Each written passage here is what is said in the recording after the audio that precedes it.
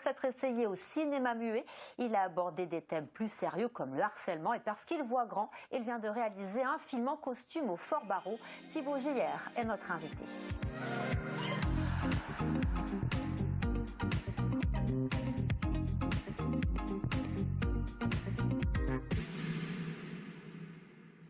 Bienvenue à vous Thibaut. Vous êtes élève en 3e au collège de Pontcharrat. L'an dernier, vous vous êtes découvert une passion, la réalisation. Depuis, vous avez réalisé une vingtaine de courts-métrages. Vos professeurs vous appellent le petit Spielberg du Grésivaudan. C'est pas mal pour un début. Qu'en pensez-vous? Eh ben, c'est pas mal, effectivement.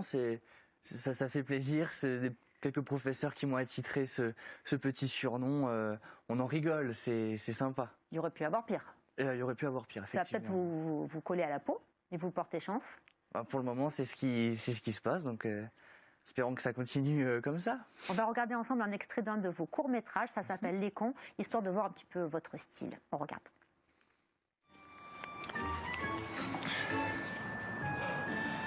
Cédric? Ouais. Je suis convaincu d'être con. Bah, c'est normal. Tout le monde est con.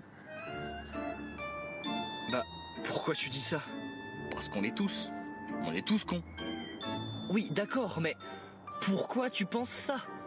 Bah, regarde, un exemple tout bête, hein. Gueule, sale con, tu verras le premier gars qui passe, il se retourne. Faut être con. Alors ça, c'est un exemple parce que vous faites plein de choses différentes. Là, vous jouez deux personnages, les deux personnages, mais d'ordinaire, vous êtes plusieurs. Et même depuis qu'on vous voit un peu dans les médias, il y a beaucoup de personnes qui vous contactent pour travailler avec vous. Et c'est ainsi qu'il y a quelques semaines, vous avez tourné un court-métrage au Fort Barreau avec une trentaine de comédiens, de figurants, des animaux, des costumes. Comment avez-vous réussi cet exploit ?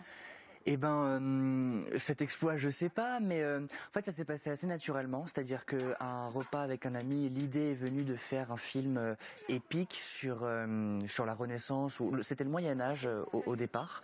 Et moi, je réside à Barreau. Donc j'ai tout simplement appelé le président de l'association qui s'occupe du Fort Barreau et qui m'a tout de suite répondu. Donc j'ai soumis un petit peu le projet et puis au fur et à mesure on s'est dit bon bah on va contacter telle ou telle personne. Là j'aimerais bien qu'on ait un cheval à ce moment-là. Bon bah à 500 mètres du fort il y a un centre équestre. Bon bah appelons le centre équestre. C'est la débrouille.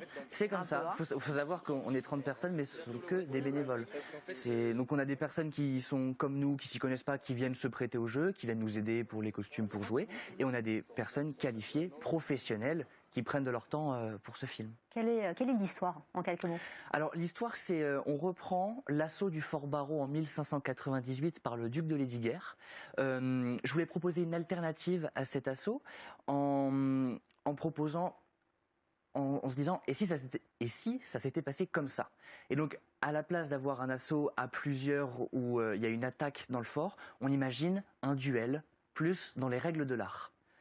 Et en fait, le plus grand de ce court-métrage, c'est qu'on mélange le cadre historique du XVIe siècle avec des mentalités contemporaines. D'aujourd'hui. Alors c'est très différent de ce que vous avez fait jusqu'à présent. Vous avez même commencé par des films muets. C'est un choix super étonnant pour un jeune de votre âge. Tout est étonnant dans ce que vous faites d'ailleurs, pour votre âge. C'est gentil. Eh ben, c'est vrai que moi, ça va faire 1 an maintenant que je fais des courts-métrages que je considère comme des courts-métrages. On a commencé justement avec des parodies de Charlie Chaplin, parce qu'avant Charlie Chaplin faisait des courts-métrages, et donc on a repris un petit peu cette trame, et avec un ami, on était 2. On a fait une mini-série de 4 épisodes de 10 minutes. Alors, c'est pas du tout à la hauteur de ce qu'on arrive à faire aujourd'hui, mais faut bien commencer par quelque part, et ça m'arrive de retourner voir ces films et de les apprécier tout autant, parce que c'est les débuts, c'est quelque chose d'affectif. Ouais. Puis moi, Charlie Chaplin, c'est quelqu'un que j'admire. J'aime beaucoup ce cinéma. Je trouve ça très fort. Et commencer par là, ça me semblait assez naturellement. En fait, quand j'ai commencé, j'ai voulu tester un petit peu toutes les sortes. Donc j'ai commencé en faisant de la comédie, en faisant de la comédie narrative où c'était une voix off qui expliquait. Et je me suis dit bon bah qu'est-ce que j'ai pas tenté? Le drame, le film noir et blanc. Et le drame d'ailleurs, vous avez tenté aussi de vous y frotter avec des thèmes très profonds comme le suicide ou le harcèlement. Le film que vous avez tourné sur le harcèlement a été tourné justement au collège où vous êtes élève. Il a été diffusé dans votre collège. C'est un thème qui vous tenait à cœur?